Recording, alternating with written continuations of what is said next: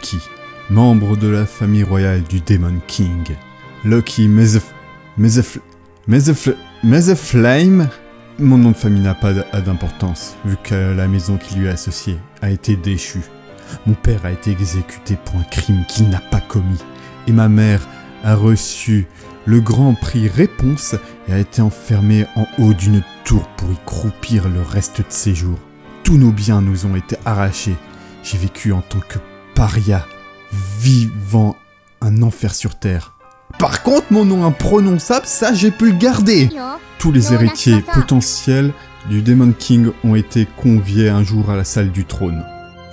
Ce dernier déclara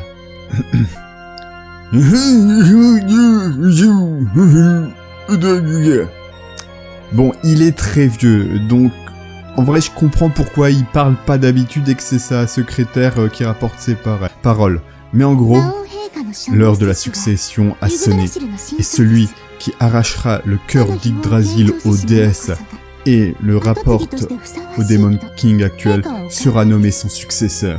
Mes cousins, les prétendants, et les déesses sont tous surpuissants, armés de reliques à la puissance inégalée. Mais je ne reculerai pas. Même privé de ma relique familiale et de mes privilèges, j'emploierai tous les moyens nécessaires pour gagner, sauver ma mère et accomplir ma vengeance. Accompagné de mon fidèle camarade mercenaire Garm et de ma servante dévouée depuis mon enfance, Fena, ainsi que de quelques autres serviteurs qui n'ont pas de nom, on s'en fout, c'est que des NPC, nous avons réuni toutes les ressources dont nous disposions encore qui pourraient nous servir dans cette grande guerre, et sommes partis direction la première nation du continent, d'Yggdrasil, à bord de mon seul vaisseau volant. Le voyage s'est passé sans encombre. Valier Pégase nous attaque. Comment ? La déesse, elle s'est montée à bord avec son escouade. Comment ? Elle nous botte le cul.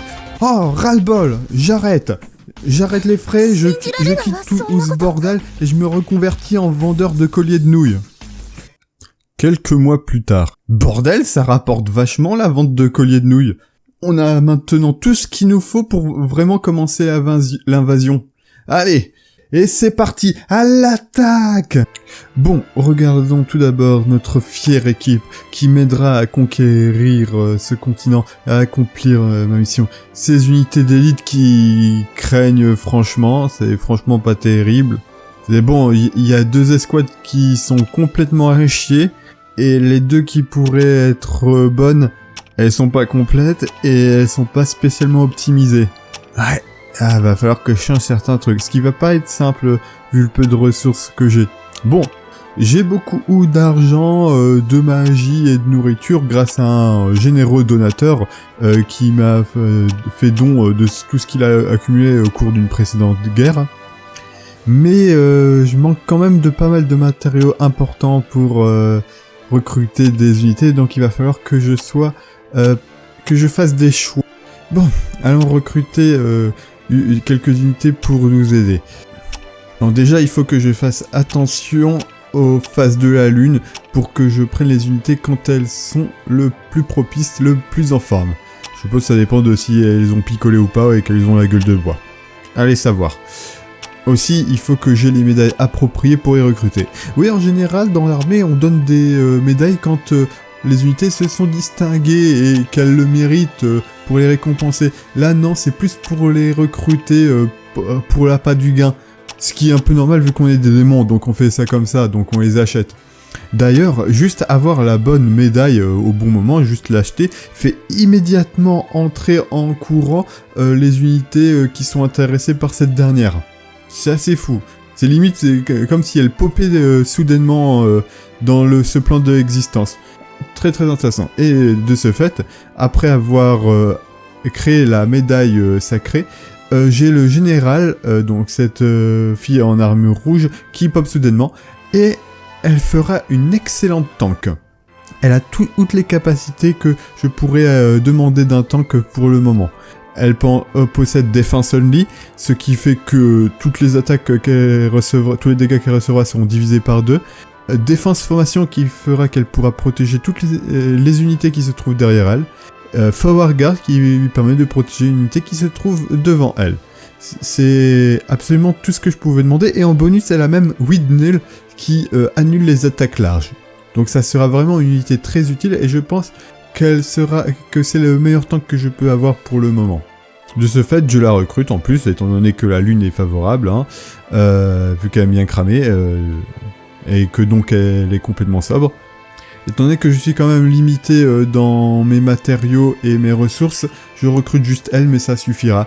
Avec ça, ça me permet de faire deux escouades assez bonnes, environ tout ce qui servait à rien. Donc j'aurai donc une escouade de jour et une escouade de nuit, étant donné que les unités de jour fonctionnent très mal la nuit, ont leur défense divisée par 2, et les unités de nuit, c'est l'inverse. Donc mieux vaut avoir 2 escouades, une de jour, une de nuit, pour gérer tout ça.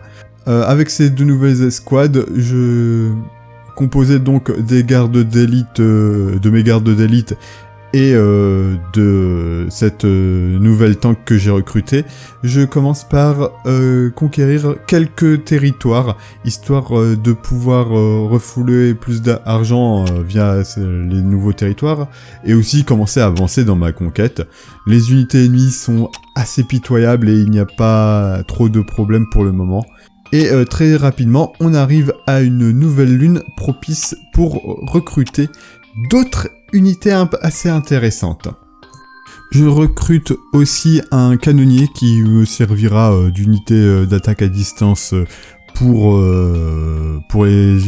une escouade de jour, étant donné qu'il peut assez facilement faire des dégâts à 2 groupes, étant donné qu'il maîtrise l'attaque large, et qu'en plus, il possède de la capacité d'affaiblir les unités volantes et de leur faire plus de dégâts.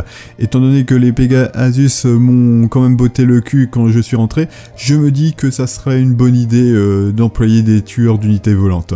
Je recrute aussi la nuit une Manticore qui servira d'unité de front, d'attaquant principal de l'escouade de nuit, et donc cela me sera très utile. Je sors la Lupode lanceur de mon équipe principale, pas tant parce que c'est une mauvaise unité, mais plutôt parce qu'elle a la capacité qui s'appelle Treasure Hunt, chasseuse de trésors. Cela ne l'en fait pas une mauvaise unité, bien au contraire, mais j'ai besoin d'une escouade qui est complètement dédiée à être chasseur de trésors. De ce fait, je la mets dans une escouade à part qui sera remplie avec des nouvelles unités que je recruterai qui auront tous la capacité chasseur de trésors. Cela me permettra d'enfin accumuler quelques ressources et pouvoir obtenir des médaillons et surtout aussi de l'équipement. Les 2 choses sont extrêmement importantes pour devenir plus fort et affronter les ennemis redoutables que je pourrais rencontrer.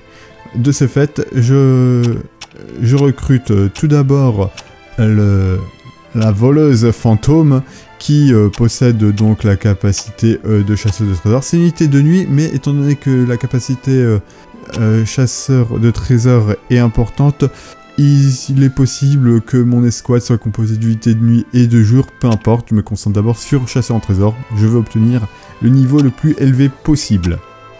Ensuite, je récupère aussi un voleur. Aussi, hein. Bon, c'est bien connu, hein, les deux c'est des voleurs, donc ils cherchent des trésors, donc forcément ils auront la capacité chasseur de trésors. Je recrute aussi un garde viking qui servira de défenseur pour l'unité chasseuse de trésors, en tout cas pour le moment. Je sacrifie un médaillon supplémentaire pour lui donner forward guard, vu qu'il n'a pas cette capacité de base. J'aurais bien aussi voulu lui donner défense only, mais on peut pas tout faire, malheureusement il l'a pas. Par contre il possède la capacité Night Attune qui fait qu'il n'aura pas de niveau de... sa défense ne sera pas divisée par 2 la nuit, donc ça sera une bonne chose. Je recrute aussi Lady Hawk, qui elle fera une excellente combattante d'attaque, donc je lui rajoute aussi un petit helmet speed et un boost d'attaque. Ça sera elle qui sera principalement chargée de faire des dégâts, étant donné qu'elle peut faire déjà 2 attaques, possède déjà un bon niveau d'helmet speed qui enlève un pourcentage de la défense des ennemis, donc dans son cas là, avec la 40 naturelle et les 5 que je lui rajoute, elle enlèvera 45% de la défense ennemie, donc elle fera des gros dégâts. Elle peut aussi buffer leur défense, et elle est aussi Night Attune Donc sa défense reste la même de jour comme de nuit, et bien sûr Treasure Hunt. Et enfin, je recrute un chasseur hobbit qui fera des dégâts de loin, mais qui possède aussi un Treasure Hunt et peut empoisonner, voilà. Il servira surtout à ça, comme dit. Donc je place mes unités de telle façon à ce que mon tank soit en première position et mon unité la plus faible soit tout au fond. Le but étant que le tank, grâce à sa forward guard, pourra protéger l'unité qui se trouve tout au fond, donc la plus faible. Donc ça devrait, de ce fait, il pourra tanker tous les dégâts. Voilà, c'est à peu près la technique qu'il faut suivre, vu qu'on veut surtout que ce soit le tank qui prenne les dégâts et pas les autres unités. Bon, mon unité donc de chasseuse de trésors sera maintenant utilisée principalement lors des combats quand je peux, hein. La majorité des combats je le ferai, le but étant de récupérer un maximum de ressources en butant un maximum d'ennemis avec. Bien, et en même temps, bien sûr, je mets mes unités restantes soit en attaque pour conquérir un autre territoire s'il y a plusieurs unités ennemies qui ont pris, soit en défense quand mes territoires sont attaqués pour les défendre. Donc je change régulièrement de tactique offensive et défensive pour pouvoir garder l'avantage. Et mine de rien, cette petite guerre se passe plutôt bien. Et je parviens à conquérir pas mal de territoires et à prendre l'avantage. Et bien sûr, comme par hasard, alors qu'on était en train de gagner, t'as cette connasse verte avec la gueule de ma mère. Est-ce que j'ai mentionné qu'elle avait la même tronche que ma mère ? Qui soudainement se ramène et fait « Oui, alors en fait, je suis une Valkyrie, je suis trop forte à Valkyrie Profile. Regardez, je viens invoquer tous mes Energiars qui vont tous vous buter. Sérieusement !»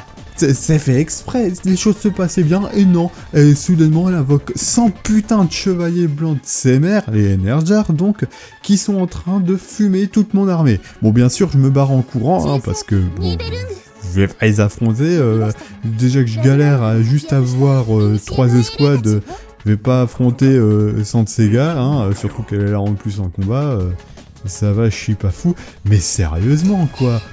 Merde, j'étais extrêmement frustré là, j'étais extrêmement énervé. Heureusement, grâce à Fena et Garm, mes fidèles compagnons, nous avons réussi à nous en sortir. Mais...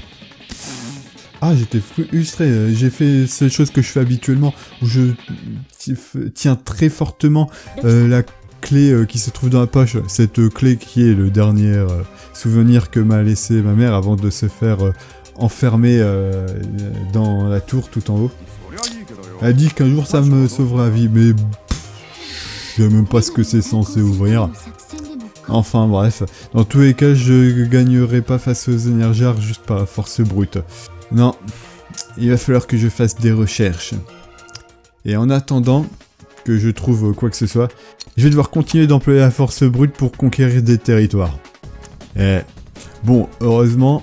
mes escouades sont suffisamment fortes, mais je vais devoir un peu choisir quand est-ce que je peux utiliser l'escouade de chasseurs de trésors, parce que il y aura maintenant beaucoup d'adversaires qui seront plus forts qu'eux.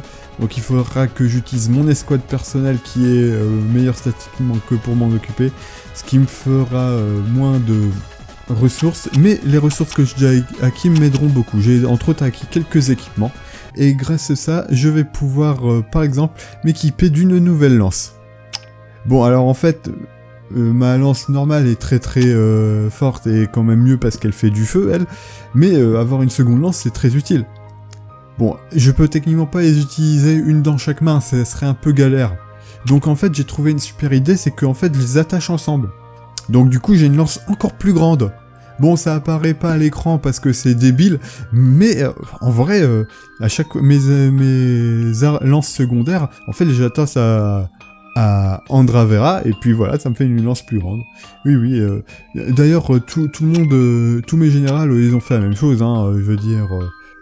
Fena, donc elle prend un autre fouet, et puis elle attache un second bouclier à son ombrelle, et puis Garm, bon, il attache une seconde arbalète ou un second arc, et puis voilà, ça marche comme ça. Alors, il fallait qu'on trouve quelque chose, parce que sinon nous on serait limité avec juste nos armes spéciales. Enfin, dans tous les cas, les armes seront aussi très très utiles pour rendre les unités chasseuses de trésors meilleures, entre autres leur donner peut-être plus de niveau de chasseur de trésors et aussi augmenter leur stats pour qu'ils puissent battre des unités plus fortes. Et donc me rapporter du meilleur loot. Enfin, c'est comme ça que de bon mal en mal, ça se dit pas. Voilà, comme on peut, au fur et à mesure, nous avons réussi à conquérir la majorité des territoires et attaquer la capitale de la nation dirigée par cette connasse de Tirka et à affronter Tirka. Allez, nous sommes donc partis pour le combat final. Et je crois que j'ai enfin percé le secret de ces invocations. Et cette fois-ci, elle va souffrir. Allez, c'est parti pour le round 3. Bon, enfin, techniquement, c'est le round 12, vu qu'on s'est quand même beaucoup affronté lors de cette guerre, vu qu'elle a commencé à sortir avec ses divisions, et que, bon, étant donné qu'elle possède un nom, elle a accès aux capacités tactiques, qui sont des capacités spéciales, qui utilisent des unités spécifiques, qui sont très puissantes, donc je pouvais pas utiliser mes chasseurs de trésors parce que c'était trop dangereux, donc je sortais avec mon équipe, parce que bon, Garm et moi et Fena, on a, enfin tous les personnages qui ont des noms, ont accès aussi aux capacités tactiques, donc pour la contrer. Et il se trouve que, en tant que protagoniste, j'ai une des meilleures capacités tactiques qui me permet de booster l'offense et la défense d'un pourcentage de toute mon armée. Mais cette fois-ci, j'affronte elle et ses soldats à la con. Et j'ai enfin trouvé leur faiblesse. Il se trouve que ils s'étaient fait cramer dans leur vie éternellement par un dragon, ou quelque chose comme ça. Donc il suffisait de les cramer avec du feu magique pour les immobiliser et qui se rappellent toutes les fois où ils sont brûlés la bouche, brûler la main, brûler leur âme. Voilà, donc ça a été vite torché finalement, mais je suis trop fort. Et il suffisait de faire un peu de recherche, histoire, qu'est-ce qui s'est passé, de lire tous les bouquins, trouver ça très rapidement. Maintenant, il ne reste plus que s'occuper de Tirka. Et pour rendre les choses un peu plus simples, j'ai demandé à Garm dans l'empoisonner. Voilà. Donc on sait tous dans le Pokémon à quel point c'est chiant le poison. Là c'est pareil, avec son Wolfsbane, un poison surpuissant propre au Lupold. Voilà, très bien marché. Et donc, ce combat ne sera qu'une formalité. Et pourquoi est-ce qu'elle se met à briller? Pourquoi une aura? Pourquoi est-ce que l'air est bizarre? Pourquoi est-ce qu'il y a des cercles magiques? Pourquoi? Je rêve où elle vient de power-up, elle vient de sortir un power-up de protagoniste de Neketsu à la compte sans cul. Ah non, là je veux pas, là je suis pas d'accord. Et attention, c'est vraiment pas du jeu là. Et, non. Ah, elle est vraiment super balèze là. Ah, c'est pas du jeu, c'est pas juste. Bordel de merde.